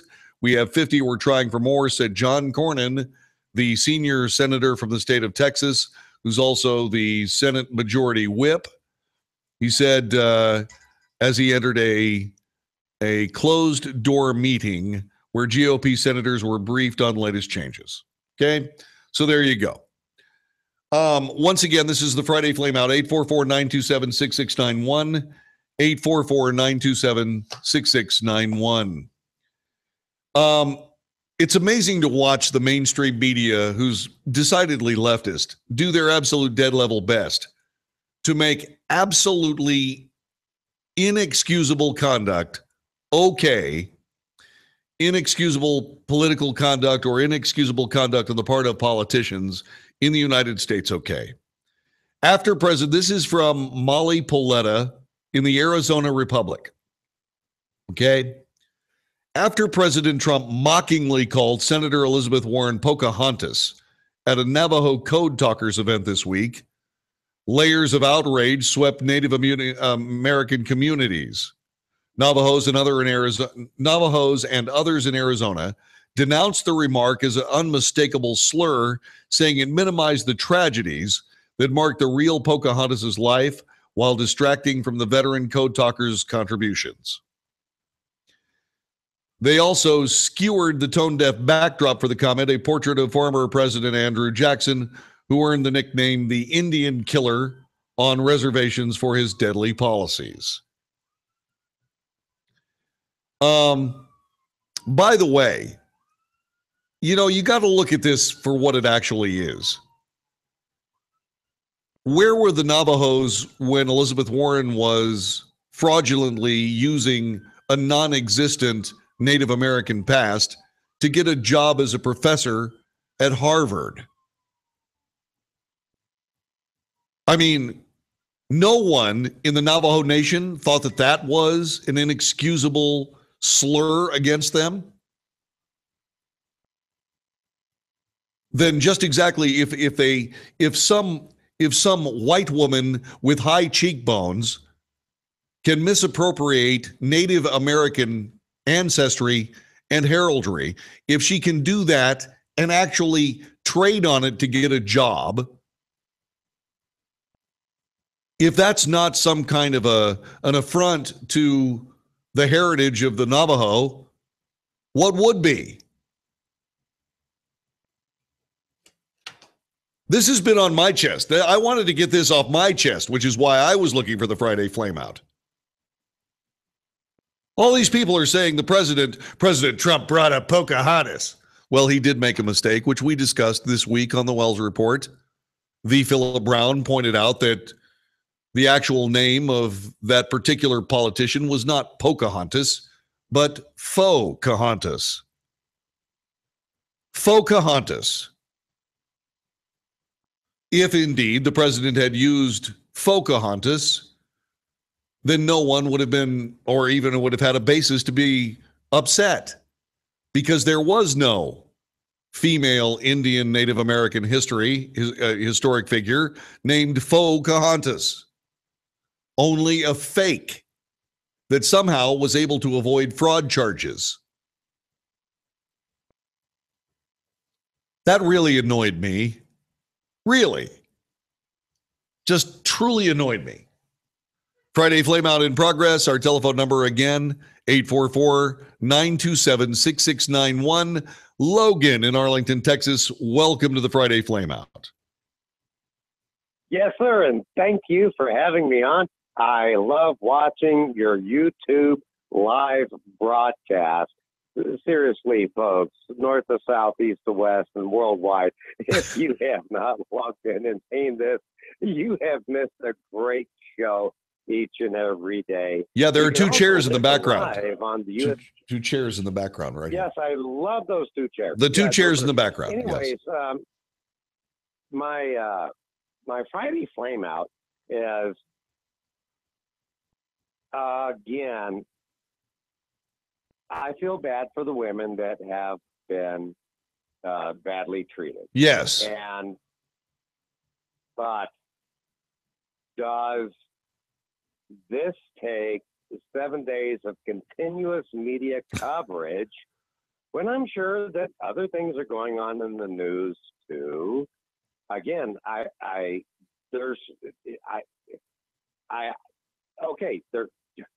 know there are other things in the news. We've covered them.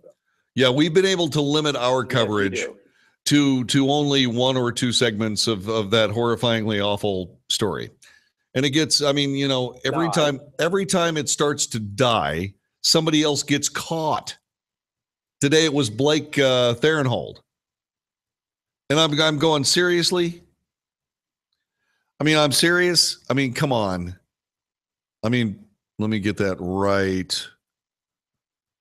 Yeah, I can't. I got his name wrong. But anyway, yeah, it drives me nuts. And I appreciate you calling, Logan. Thanks very much for that. Yeah, there have been other newscasts. We have talked about other things. Blake Farenthold, thank you very much. Thank you, V. Philip Brown. Blake Farenthold. So anyway, yeah, that's been annoying. I wish people would stop messing around with women and leave them alone. Especially at the workplace. Please stop. Please just stop. I'm just saying. Let's see. Yes, faux does mean fake. Arletta in the chat room says that They should have called her Pocahontas. Yes, of course, Pocahontas is right. The city of Hyderabad had been anticipating White House senior advisor Ivanka Trump's speech at the Global Entrepreneurship Summit for months, banning the act of begging in the streets, rounding up the homeless, building a shopping center in preparation for the international envoy. It may have seemed safe to assume the first daughter's speech were working overtime as well, preparing a robust keynote address that would showcase her appreciation of women entrepreneurs in India and their contributions to technology in the workplace. This, by the way, from Newsweek. Chris Ryota has written this. While Trump did say a few lines crafted specifically for the event she was attending, in this city of pearls, the greatest treasure is you, she said, citing Hyderabad's moniker to an applauding audience. It appeared the breadth of her talking points were recycled from a previous speech she gave during a foreign trip earlier this month. Yeah. In other words, this particular Newsweek article accuses Ivanka Trump of plagiarizing herself. Can we try a little bit less hard to come up with nasty things to say about the Trump family? Can we try to say that, hey, you know what? The same speech has been given several times in several different ways based on the same subject for a long time. Even Democrats do it.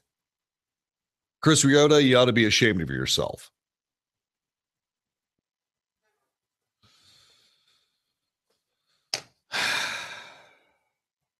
A South Carolina nurse is accused of helping an inmate escape a detention center.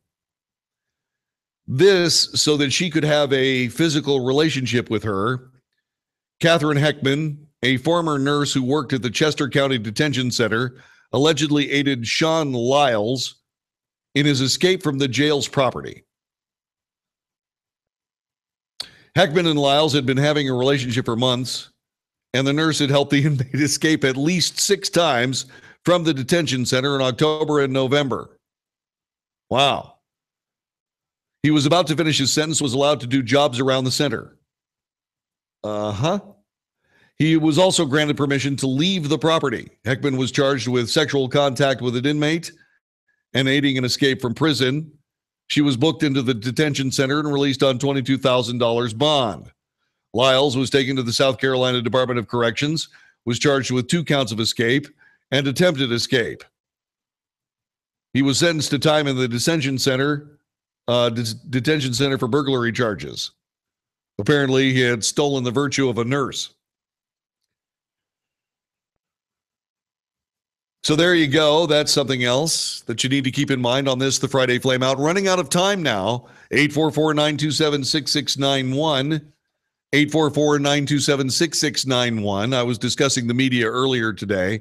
There is a need for the Friday Flameout among the mainstream media based on a T-shirt being sold by Walmart.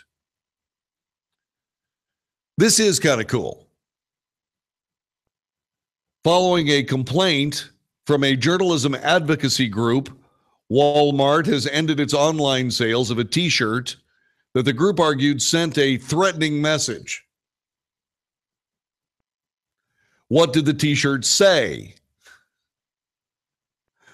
It said this: rope, period, tree, period, journalist, period. Some assembly required.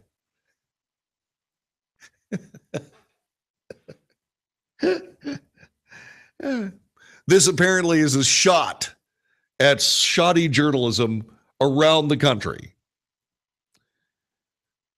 It was listed on Walmart.com through an outside company called Tree Spring or Teespring, which helps users market their T-shirt designs. The item was sold by a third-party seller on the marketplace. It clearly violates our policy, said Walmart. We removed it as soon as it was brought to our attention and are conducting a thorough review of the seller's assortment. Teespring confirmed the T-shirt had been pulled. It said it was working on measures to prevent sales of other offensive T-shirts. Well done. Yeah, I'm not against journalists, just the crooked, biased ones. Oh, this is good. Remember that Morning Joe had been really castigated by the President of the United States for a while. Yeah, Morning Joe, Joe Scarborough, and Mika Brzezinski have been excoriated by the President of the United States for all kinds of things, including fake news. They added to their own problems. The day after Thanksgiving, for example, they tried to fool everybody into believing that they were actually live when they were actually taped. Hosts of Morning Joe are using their show to rally members of Trump's cabinet to remove the president from office. You want to know why? You're not going to believe it. But I will have the answer for you coming up in just a couple of seconds.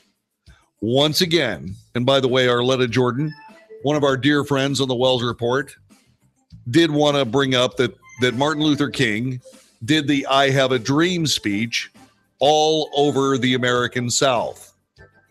Yes. Yes, he did. Arletta, thanks very much for sharing that with us. We truly appreciate it. We also appreciate the fact that you're here. So, the Friday Flameout, 844-927-6691. If you have a complaint that you'd like to get off your chest so you don't kick your cat in the patoot, you're welcome to join us, 844-927-6691. But you got to hurry because we're running out of time on the Friday Flameout on the Wells Report on this, the USA Radio Network.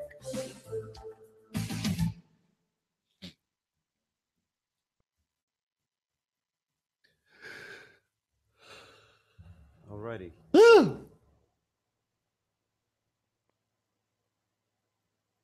see. Mark. M-A-R-K. Vicky is still a strong part of the Wells Report family.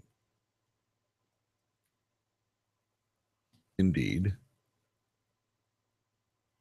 the Philip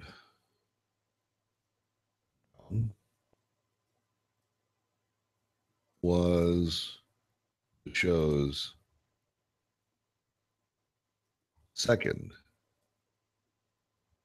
technical producer.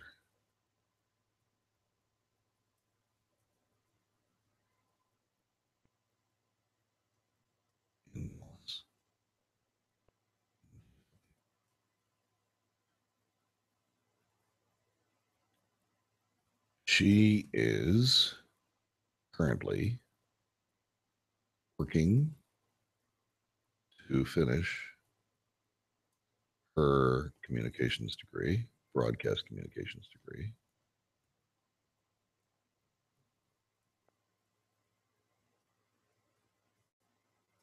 At UNT and is writing a book. Yeah, is writing a book. She is currently working to finish her broadcast communication degree and is writing a book. All right.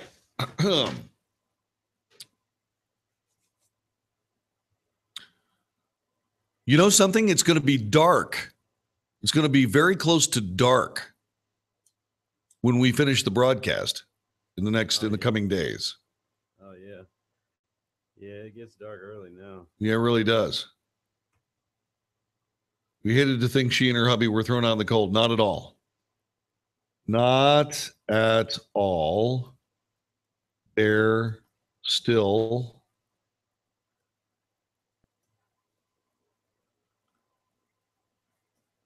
at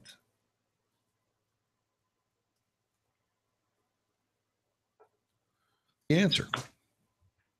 That previous listeners asking you about a previous employee? Huh? Are those listeners asking you about a previous employee or something? Yes. They're asking about my previous executive producer, Vicky Stifer. Well, that's cool. they mean that it shows they've been there for a while. Been listening for a long time. What? Shows they've been listening for a long time. Yeah, they have. And yeah, what I do is I make sure that people that have been part of the family remain part of the family. I mean,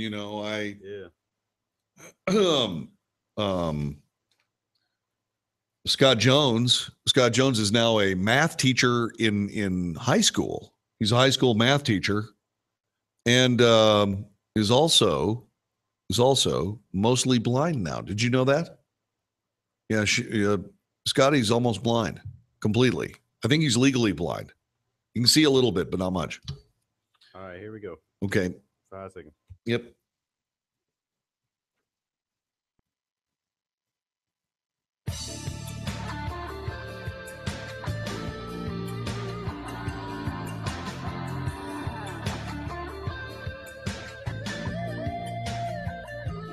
You are listening to the Wells Report. My name is John David Wells. Our telephone number is 844-927-6691, 844-927-6691.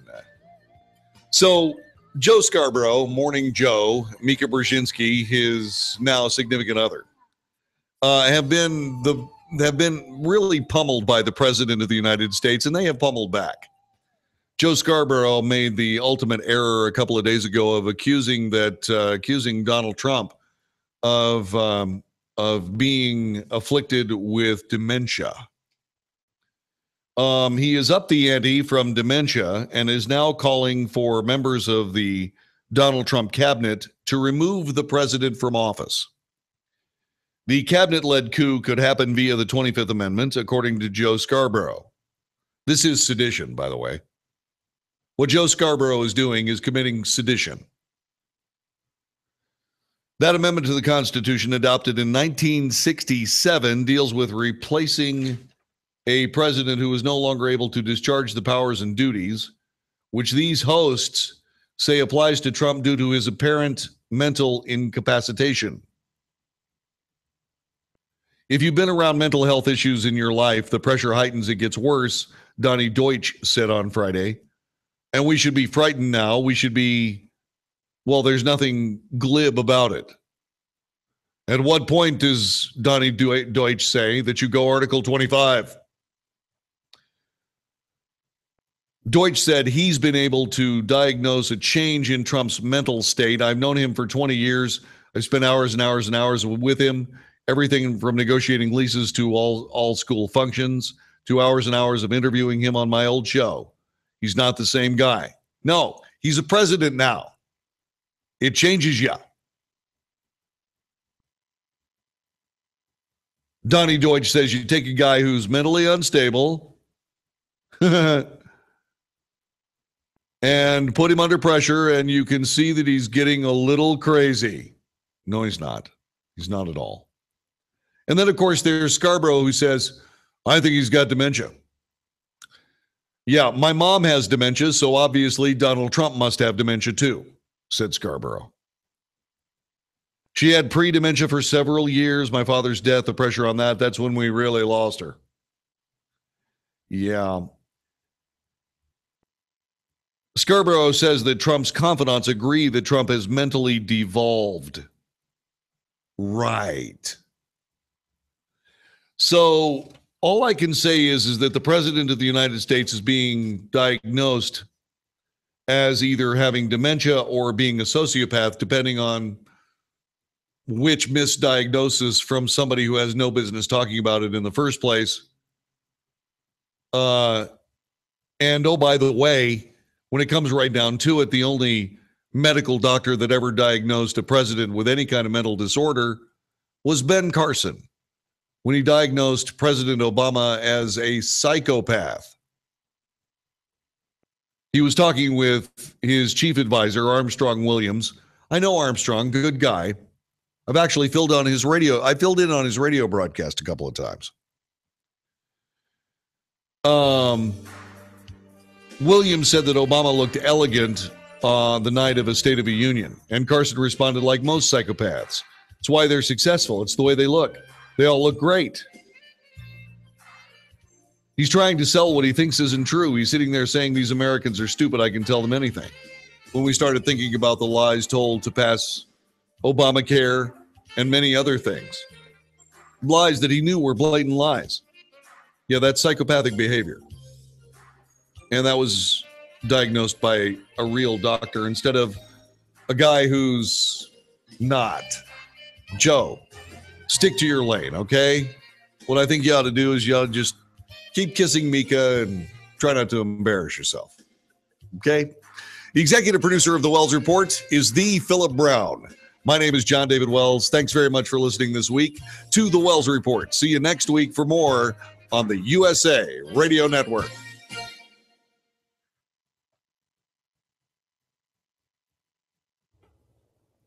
Yeah, Scarborough should keep them making bad TV. Yeah, just needs to stick to not embarrassing himself.